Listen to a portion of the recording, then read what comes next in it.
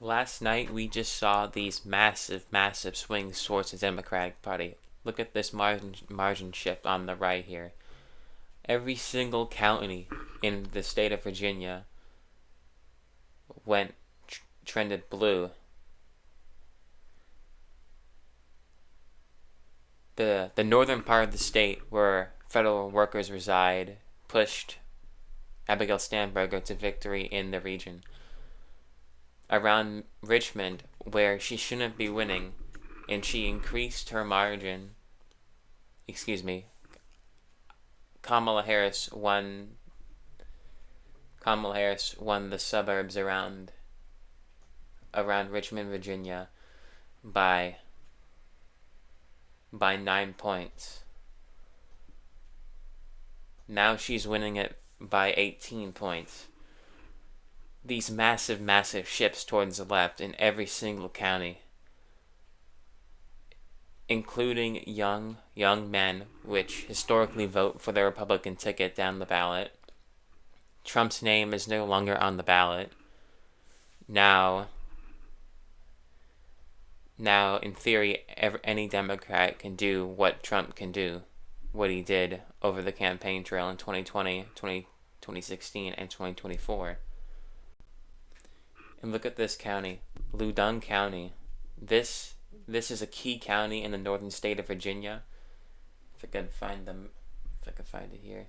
Look at this, Loudoun County, plus 17.7%.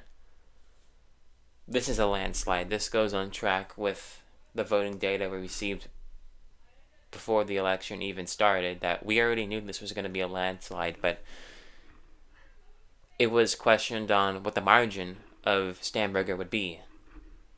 And now, what are we in? 96% of the votes counted. We can project she wins by 15. If I can find this here. They even flipped. Not flipped. They already had their majority, 51 seats, but now they have a super majority in Virginia. 64 to 36. They can, in theory, pass. Look at this. This is last year's election in 2024. If let's say Democrats wanted to assist California in their redistricting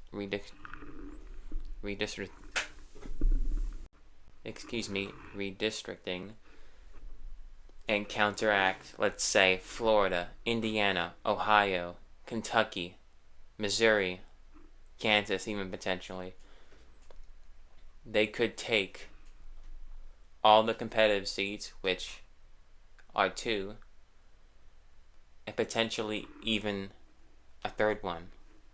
If they really feel lucky, they could even take a 4th one. I think it's safe to say that Democrats have the advantage in the redistricting war. Texas got their 5. Let's put the 5 there. Like 1, 2. It doesn't really matter what. 3, 4, and then let's do 5. And then let's say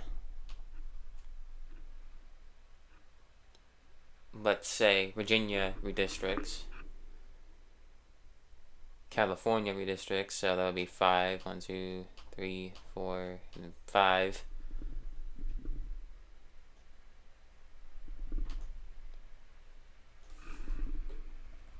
Democrats have the edge. They have a net gain of 4 seats. And in a Democratic wave year, which 2026 is almost destined to be, if we apply this margin, what? 15 points, and Harris won this state by 6, so that would be 9 points.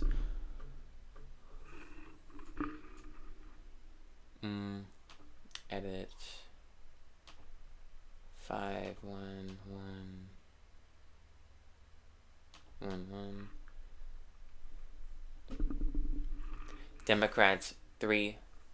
Excuse me, not three. That'll be 2/3 of Congress right there. 239 to 196. This is five. This is four better than they did 6 years ago. In the Did I say 6 years ago? I'm sorry. I mean in the 2020. No, not 2020. This is such a long time ago. I can't even remember. The 2018 midterm elections. We can see here that all these safe districts.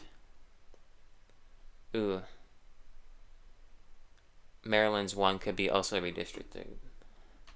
I might have to. Assuming that they also redistrict there, Democrats go to 240. And even in the best case scenario where Republicans get their successes in, let's say, Missouri, Indiana, Ohio. Wait. Ooh. Okay, now it's correct. So Democrats still have the edge. They have a clear if Virginia redistricts, they have a clear advantage in the 2026 House map. We already knew that Democrats are going to take the House, but we have no idea what the margin is until election day. This is all speculation because Abigail Sandberger won by 15. And also, Mikey Sherrill outperformed as well. This election was supposed to be very, very close. People were saying 3, 2, 1 points. Maybe even so much so that Chuck Ciattarelli could have won. But nope. Mikey Sherrill outperformed in every single county.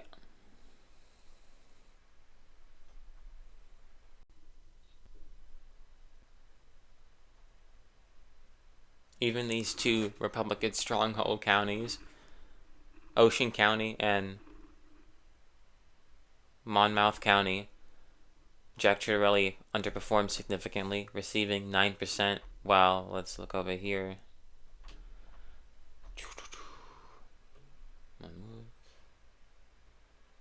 Wow. Trump received 10.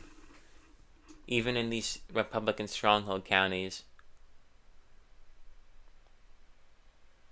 he lost. The Trump coalition is falling apart around him. Even if I can see, okay, young men were voting for women in Virginia and New Jersey. Let's just avoid talking about Madami's 40% lead for now. But no, where'd he go?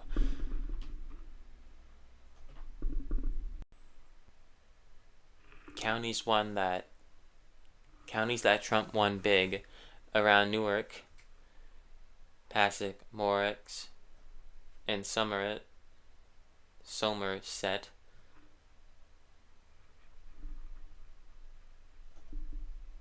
Trump. Okay, not Somerset.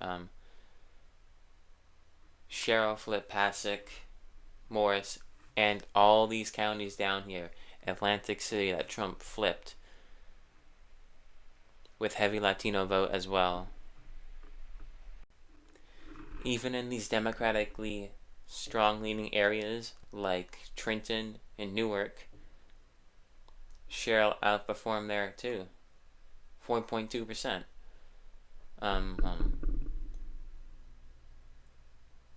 11.2%. What's the margin here? 65 to 34.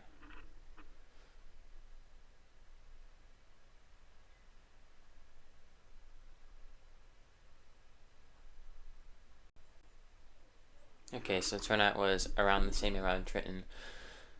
But look at these counties. These counties have never voted for a Democrat.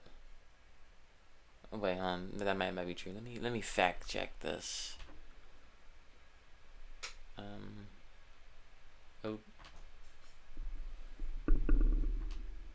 I could.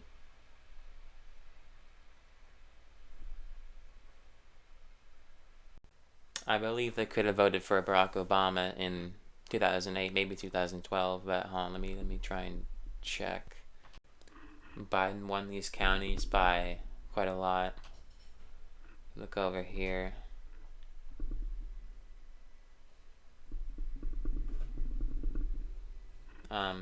Clinton won them a bit.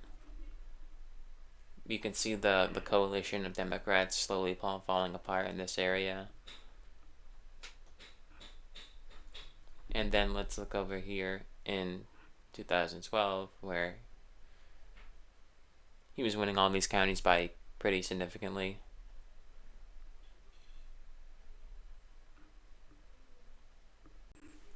And when Democrats are outperforming by this much, it is incredibly hard to believe that 2026 won't be a landslide for the Democrats. Before we talk about the next year's election, I want to talk about New York City. NYC went on me plus 40 in young men turnout.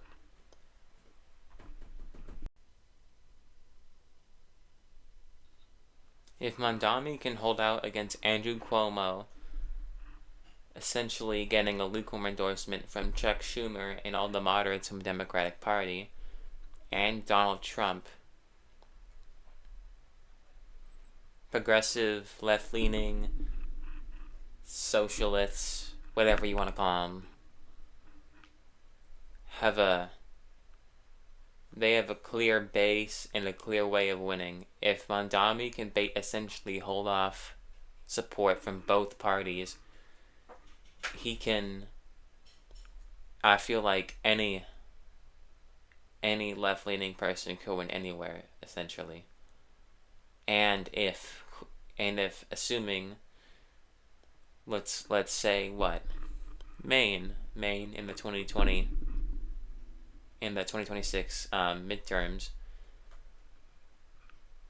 if we say Janet Mills, let's just assume in this scenario that Graham Plattner wins the nomination. If Janet Mills doesn't run as an independent like Andrew Cuomo did, which is very unlikely. What, she's like 77, 78 years old.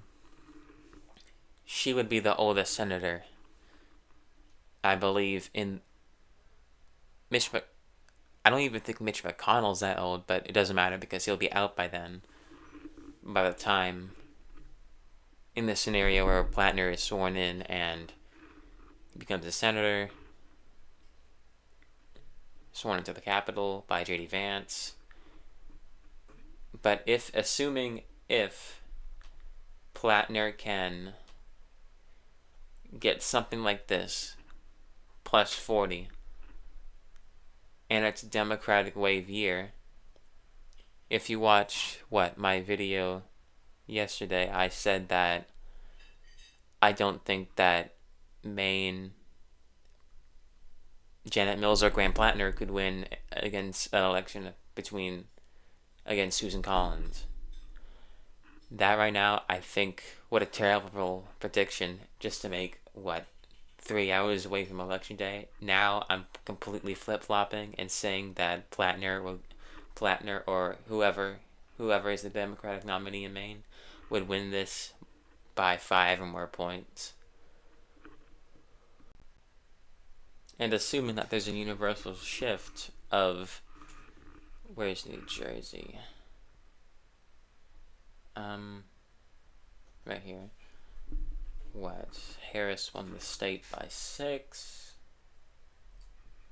So that would be around, there's decimals here, so 7% to be nice in Democrats in this scenario.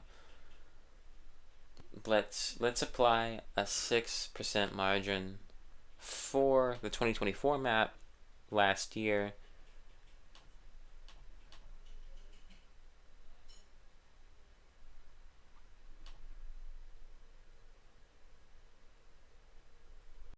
And since Virginia, Abigail Sandberger outperformed and won by 15. Wrong page. I have a lot of tabs open, so excuse me. Okay. If we assume that, like, the median, let's just say, is 7 points, we see that Sherrod Brown wins Ohio by 3.2. Dan Osborne, he's not Democratic, but it'll be way closer. Even, yeah, the Democratic Party has essentially endorsed him. They're not really running any candidate in the race besides Osborne.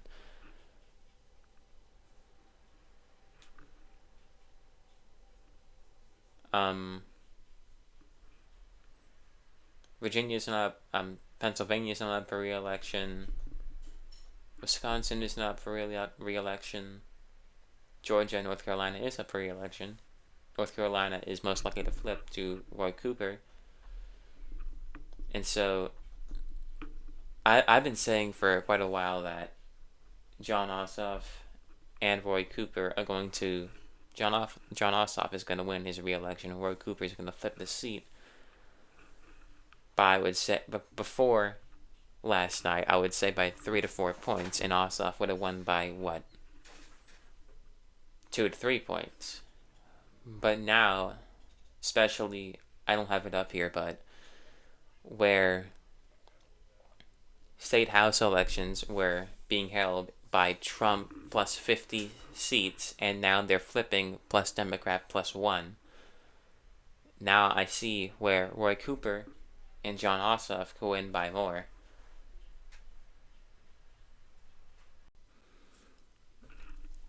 Virginia would be a solid state. New Hampshire would be near solid. New Jersey would be near solid. New Hampshire would be, decided around like 6 to 10 points.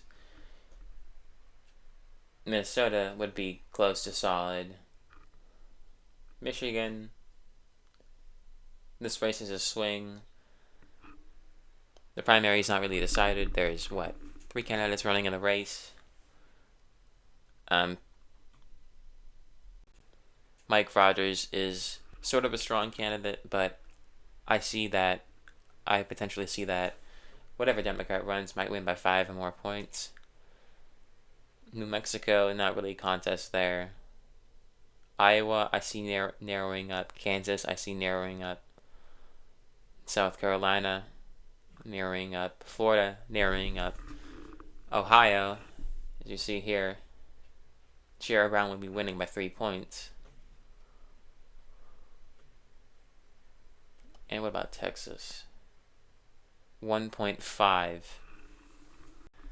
And if we assume that Ken Paxton is the nominee, and that most likely the best Democratic candidate to run in the race is James Tallarico, which he's running in the primary against Colin Allred,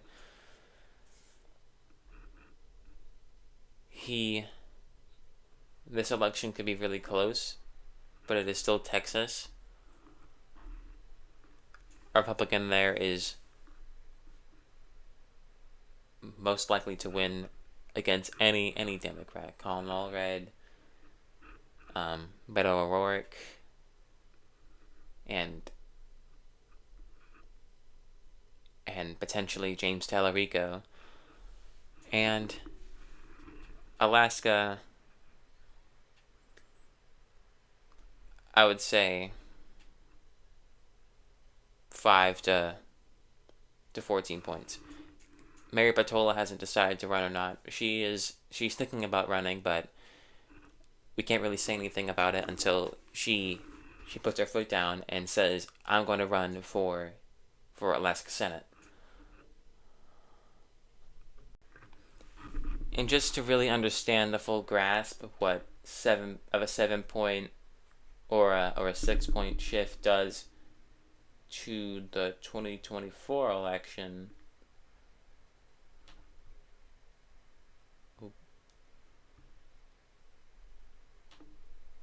where Harris lost the election to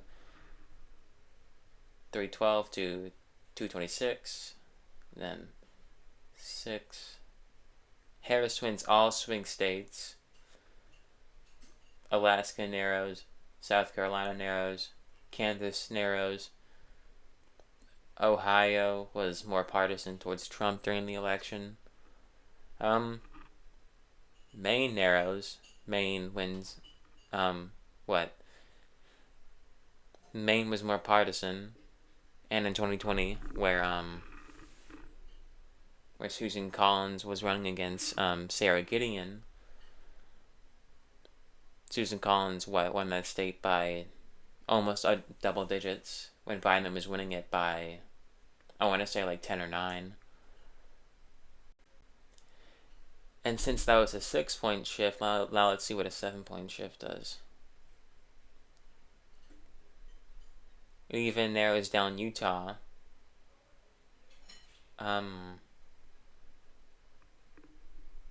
Just Utah. But Harris is still winning all swing states by... If this happened last year, it wouldn't even be close. I'm not saying that the National Democratic Party would win by 6 or 7 points, but these election results do show a trend towards the left by, let's just be nice, 7 points of the Democratic Party. And if that happens, it gets really close into the Senate, where Sherrod Brown wins Ohio, Roy Cooper easily wins North Carolina, Texas becomes really competitive, Iowa narrows up, South Carolina narrows up, Florida narrows up, Alaska potentially may even narrow even further if Mary Patola runs. So let me know down in the comments, what do you think this national shift does for the 2026 midterms, and if this lead would even hold, and whether or not you think that Democrats even expand on this lead would take control of the Senate, because we already know that Democrats are going to take over the House by a pretty substantial margin. But please like and subscribe if you want to support this channel and our growth on YouTube. Drop a comment down below. No one's really forcing you to. And goodbye.